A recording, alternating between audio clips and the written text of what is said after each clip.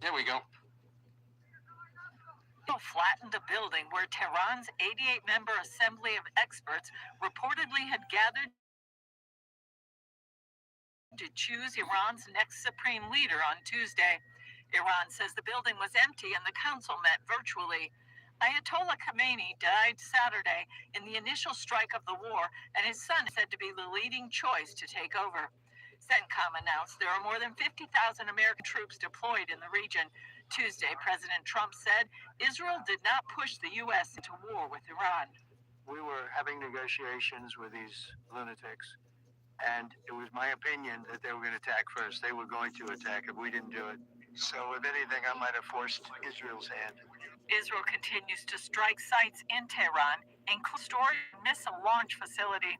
It's also hitting security organizations responsible for putting down protesters and separatists. The CIA is reportedly working to arm Kurdish uprising. Iran is continuing to launch missiles and UAVs at civilians in Israel, forcing citizens to take shelter, though most are intercepted by Israel's missile defense. The war is a growing regional conflict as other Middle Eastern countries are being attacked. They've hit UAE, they've hit Saudi Arabia, they've hit Oman. They were helping us negotiate. They got hit. Everybody got hit. Iran also struck the Kurdish region of Iraq, Jordan, Bahrain, Kuwait, and Cyprus. On the other side, Iranian proxy has formally entered the war, launching deadly drones and rockets at Israel.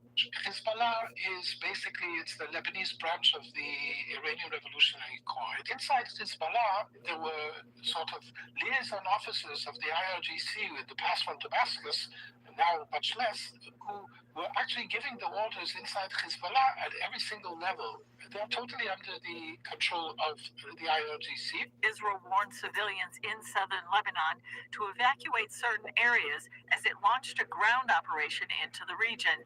Dr. Shmuel Bar, former senior Israeli intelligence official to protect Israeli citizens in the north. Israel did not want to tell the population in northern Israel to get out and, like it did at the beginning.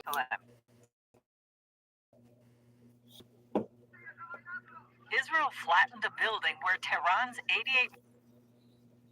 Police correspondent Paul Petit, who's live from Bet Shemesh, where just 2 days ago a ballistic missile from Iran struck, killing 9 innocent people. Paul, what are you seeing on the streets in Israel today, and particularly there in Bet Shemesh?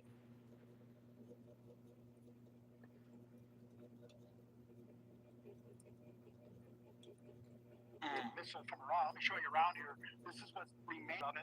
And if you look down here, you can actually see prayer books, Hebrew prayer books, a shalom here. This is what remains of it. And below this was that bomb shelter that was damaged, and 30 people ran into that bomb shelter. I don't know if you can see it between the pillars over here, Yehuda, but it was heavily damaged as a result of that. 3 people out of the 30 that took shelter died. Another 6 in that building just to the right of it.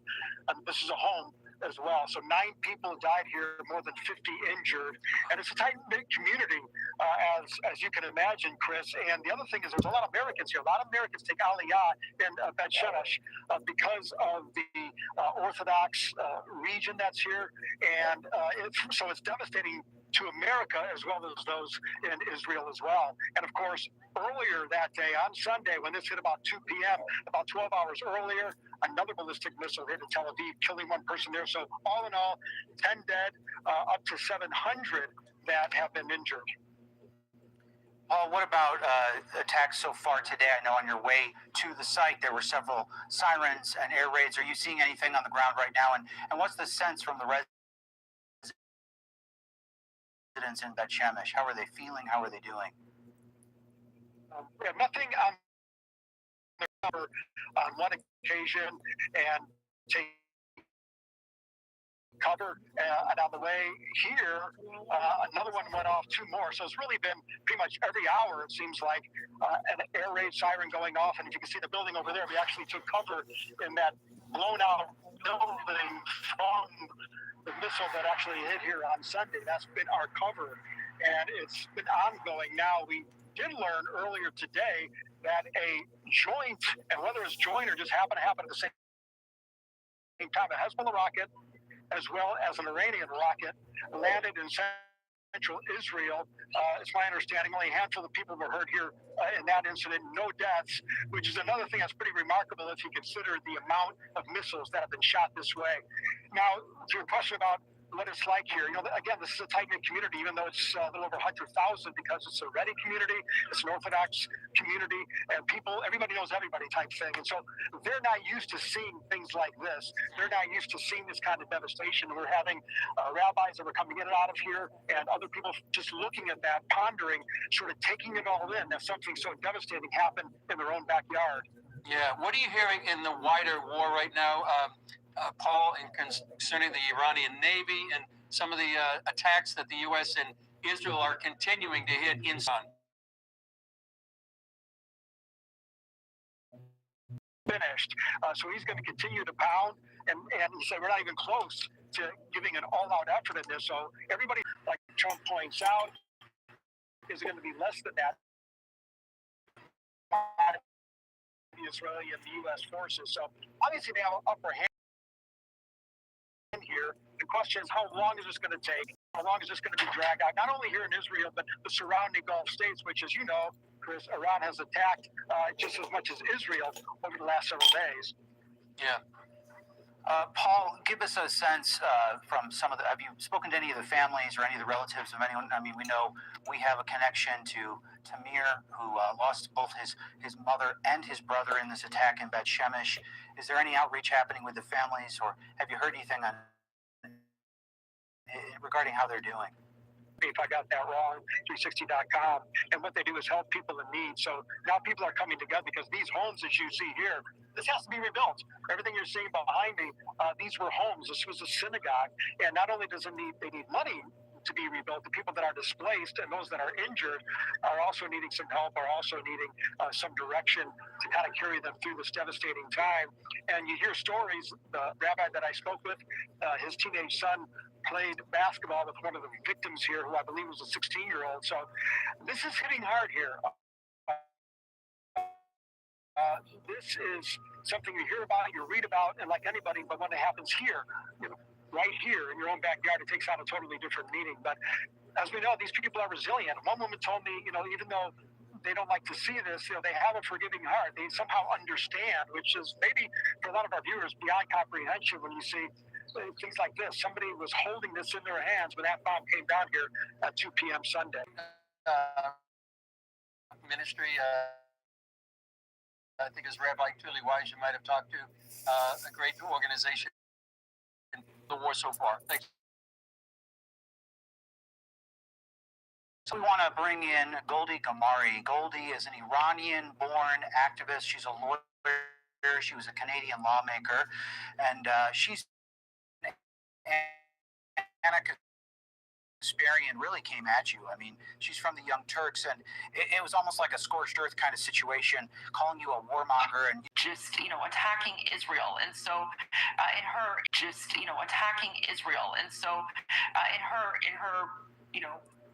sick head, if something benefits Israel, then we need to do the opposite. Whereas we're in a situation right now where freeing the people of Iran and overthrowing the regime is not only in the best interests of Iran and Iranians, it's in the best interests of Israel, and it's also in the best interests of America, because the Islamic regime has been chanting death to America for the last 47 years. This is just one of those situations where interests are aligned. Yeah.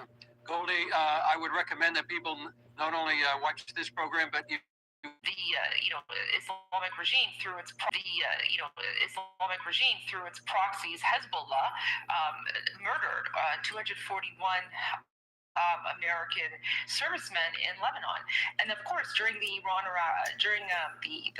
Iraq War, many of the terrorist groups that the U.S. military were fighting were, in fact, Iranian proxies or even like the Islamic regime itself. And we also know that there are a lot of sleeper cells within the United States. The Islamic regime has been exporting its jihad, not just in the Middle East, but around the world. So President Trump is 100% correct.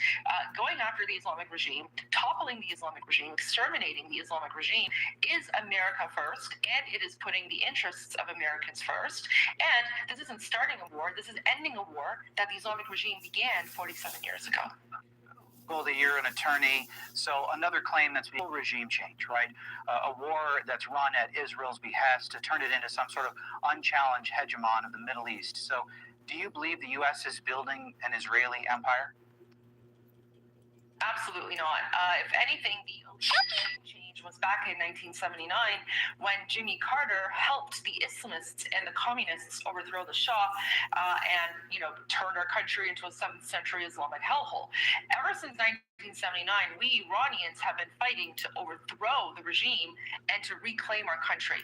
This is the first time in 47 years that we have an American president who is standing on our side. This has nothing to do with Israel. This is not some Israel-backed plot or something. Is Israel supporting the Iranian people? 100%, absolutely. That's because the friendship and allyship between Iranians and Jews goes back thousands of years to the time of Cyrus the Great. And by these, Islamist, jihadi people, no one's buying that anymore. The reality is that Israel has always been an ally, always been a friend, and just because you're helping us out now, it doesn't mean this is part of some sort of weird global plot for Israel to take over the world. That's very bizarre. Yeah, Goldie, a lot of people are watching this so closely. They're watching the U.S. and Israel take out ballistic missiles and the launchers, the nuclear program, the link to the IRGC, the Bajis, all the security apparatus that's been in place for years to go ahead and suppress the protesters. So what are you hearing from sources inside Iran, and how do you see the attacks against the apparatus of suppression of the protesters? How do you see that playing out, maybe towards the final steps of regime change? Well, the internet has been shut down for over 100 hours right now, similar to when they shut down the internet back in January 8 and began slaughtering people. However, thanks to Elon Musk and Starlink, we are still able to get news and footage coming out. The mood from inside of Iran is people are excited. People are thrilled. There's so many videos coming out of Iranians filming Israeli and American missiles in IRGC bases, and while this is going on, Iranians are cheering. They're saying, "Thank you, Trump. Thank you, Israel."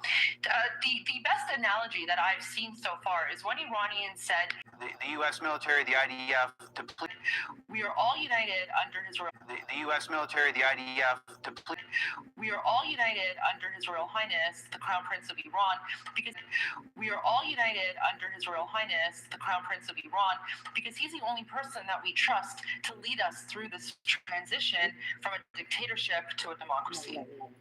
One of the things that President Trump did in his speech right after the beginning of the war was calling for immunity for the IRGC and other members of the Iranian security forces. What are you hearing from inside Iran? Many of them have defected, actually. So we are seeing videos coming out of IRGC soldiers who have laid down their arms, who have laid down their uniforms, and they're filming themselves,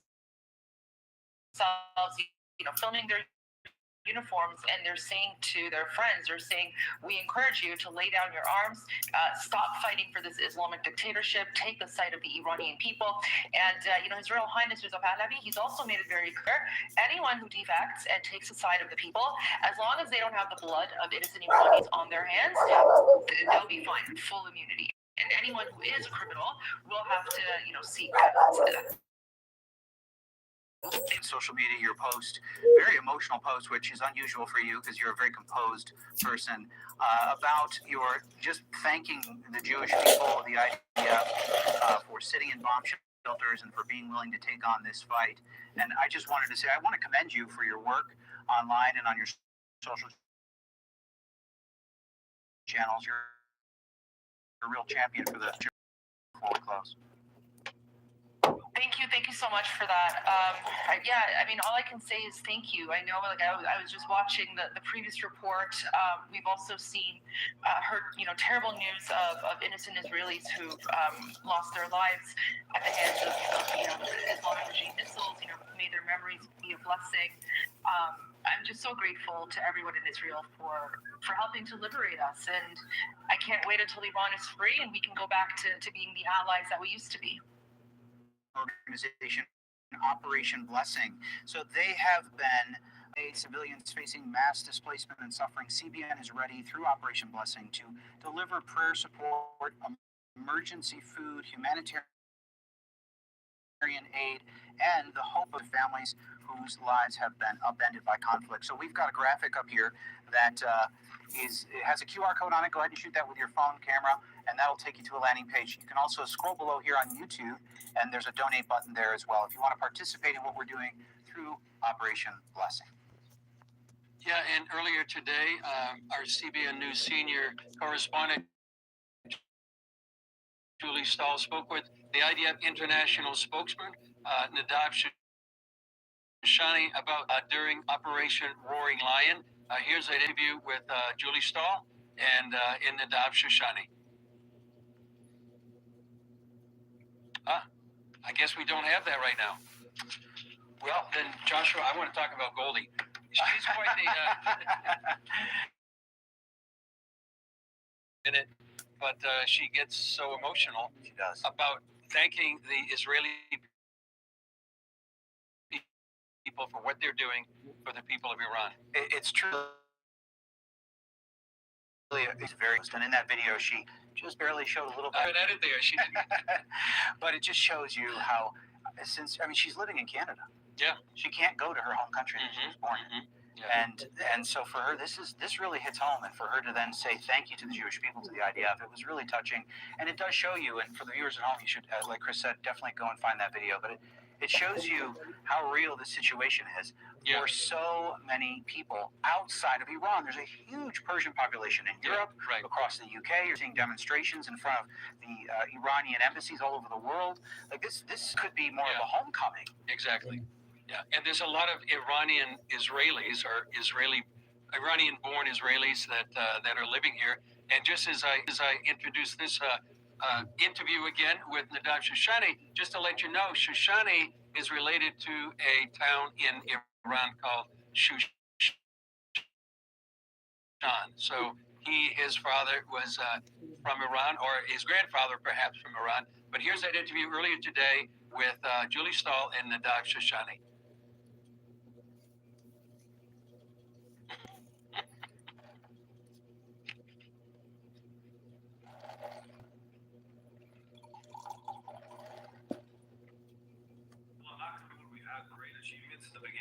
Of this operation that have set the ground for the later days of this operation, and every night, every single day, we can see more and more achievements. Yesterday, we were able to take out another dozens of their launchers, of their missiles, their interceptors, and we're deepening our aerial supremacy, our freedom of operation. We're limiting their freedom of operation. We're limiting their capabilities to attack not just Israel, but the entire region, U.S. assets in the region, other countries in the region. Over 10 countries they've attacked so far, including European countries. So we're seeing. Sadly, we've seen Hezbollah decide to join in the war alongside the organization working for Iran and not the people of Lebanon. But we prepared for that, and we're ready to fight them off as well. Okay, so Iran claims on the first day of the war that Israel hit a school, a girls' school, and killed more than 100 little girls. Where does that stand? What happened there? We've looked at that claim because, as you know, IDF does not target civilians, and we take those types of claims very, very seriously. So far, we have found no connection to any IDF operation in that area. And I will say that I think it's important for the media to take caution when it comes to news from the Iranian regime. This is a regime who just weeks ago shut the internet off for the entire country so they could massacre their own civilians and lie about it to the world. This is a regime was lying in a negotiation to the United States of America. So I think it's important to take their statements with a grain of salt. So, how do you see the final goal of this war, and how long do you think it will take? And we're working to get as much achievements as we can, as short as possible time, and damage your enemy as much as you can in the shortest time possible, and we're working for that. Also ready to defend ourselves for weeks to come. And our goal is to diminish the capabilities of this Iranian terror regime that has vowed to annihilate us, death to Israel, death to America, and to make sure that we don't have to fight anytime soon again. So, how do you know how will you know that you have achieved your goals, that Iran won't rise again, that it won't find another way to use its proxies like Hezbollah, Hamas, the Houthis? And I hope that after this, whatever it may be, we will make sure that it's going to take them take them as long as possible to rehabilitate themselves after this operation. Now, looking at Hezbollah's involvement now, what do you see as the greatest threat? What that Hezbollah has to threaten Israel with? Well, Hezbollah has a large arsenal, of rockets to fire towards Israel, as they have been doing, firing dozens every day since they decided to join the war. But the biggest threat that we acted against is a threat taking advantage of the proximity between the two countries, is standing on a hilltop in Lebanon, firing into Israeli homes in northern Israel, because the distance is really close enough to throw rocks at each other. The geographics is that all the hilltops on the Lebanese side are overlooking the Israeli communities there. And what we did a day and a half ago is to send troops to those locations on the borderline area to make sure that Hezbollah doesn't set camp overlooking our civilians. Because what happened last time is we had to remove and evacuate 60,000 civilians from northern Israel for many, many months, and that dragged us into a much longer war with Hezbollah. So right now we decided we will not let them do that. We'll make sure they do not come here, they do not threaten our civilians, and we do not evacuate an entire area of Israel. So speaking of that, about 26 years ago, Israel left what was a security zone in South Lebanon with the idea that the UN and that South Lebanese would take care of it. And it didn't happen. Hezbollah just moved right in and has grown stronger and stronger. Do you foresee Israel establishing another security zone kind of area there? Well, after the war in 2006, there was a good agreement to Israel and allowed Hezbollah to become this enormous threat borders. And in 2026, we will make sure that Hezbollah is not in sectors before the war, and they felt like they have a freedom to threaten countries. They were an enormously large terror organization, maybe one of the world's largest. They're receiving billions of dollars every year from Iran. So the process of dismantling and disarming Hezbollah will take years. We understand it. The question is, are we moving in a positive way? Is that process moving forward? And in the months before this operation against Iran, the answer was yes. And right now we see Hezbollah decide to really sacrifice everything and sacrifice the state of Lebanon for the interest of the Iranian regime. And now we'll make sure that they will regret that decision.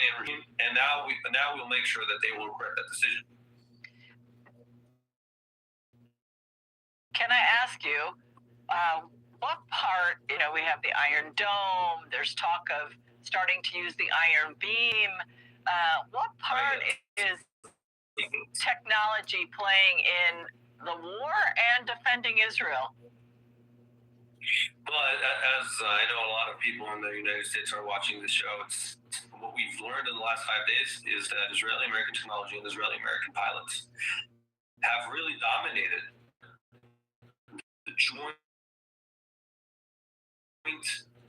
advancement of technology together. A lot of the weapons we're using are weapons that have been produced, advanced, planned research that is joint research and joint work between the United States, America, and Israel. And we're seeing in real time that technology. So far has been in Bet Shemesh. 9 people, I think, died there. And what would you say to the people of Bet Shemesh? And what would be your message to the Israeli people at this point? Well, the message is, even though we're doing great, and for anyone in Israel listening to this, defense is never perfect. And you have to make sure you keep listening and adhering to the Home from Command guidelines. Stay in the bomb shelters when there's alerts, and communication systems to make sure civilians don't get hurt again. But that's still a real option. And I call on everyone, and the people of Israel have been doing a great job, but keep waking up at night, going to the bomb shelter. Okay, and one more thing. What's your message to the Iranian people and to the rest of the world at this point? Well, Julie, I come from Iranian descent. My father's family is Iranian, and for the Israeli people, it's very clear. We have no war with the people of Iran. Yeah. We have war with this regime that has decided almost 50 years ago they want to annihilate the state of Israel. We don't really know why. It's part of their extreme jihadi agenda. But we have no war with the people of Iran. We are removing a threat of a regime that has vowed to kill us and has done everything in their way to do that, to achieve that. And that's our message to the people of Iran. And personally, if I may, a lot of Israelis, I'm one of them, have a dream to one day in our lifetime have coffee in Tehran. That's great. Thank you so much, Nadav Shoshani, for joining us, and keep protecting us. Thank you. As this war unfolds, Israel is entering Purim, the biblical holiday recalling how the Jewish people were saved from destruction in ancient Persia. Interesting location. Here's a brief look at the meaning behind the holiday. Israel is celebrating Purim, Esther's story of God's protection of annihilation from Persia. Remarkably, there's a lot of connections to what's happening today in Iran. For decades, the Iranian regime has openly called for the destruction of Israel and has done everything possible to achieve its goal by arming and supporting terrorist groups in the region. At the forefront of this, Khamenei, Iran's supreme leader for over 3 decades. He developed Iran's ballistic missile program, pushed for the development of nuclear weapons, and funded terrorist organizations throughout the Middle East. However, Khamenei has been eliminated along with other top leaders. His reign of terror has finally ended with Operation Roaring Lion. Just as the festival of Purim, narrated in the book of Esther, commemorates the salvation of the Jewish people from the plot of extermination in Persia from Haman, so too eliminated the core of this existential enemy threat. And as in the story of Purim, God was behind the scenes. Here's what he told us. Feel the strength. Feel the strength of America. It's been the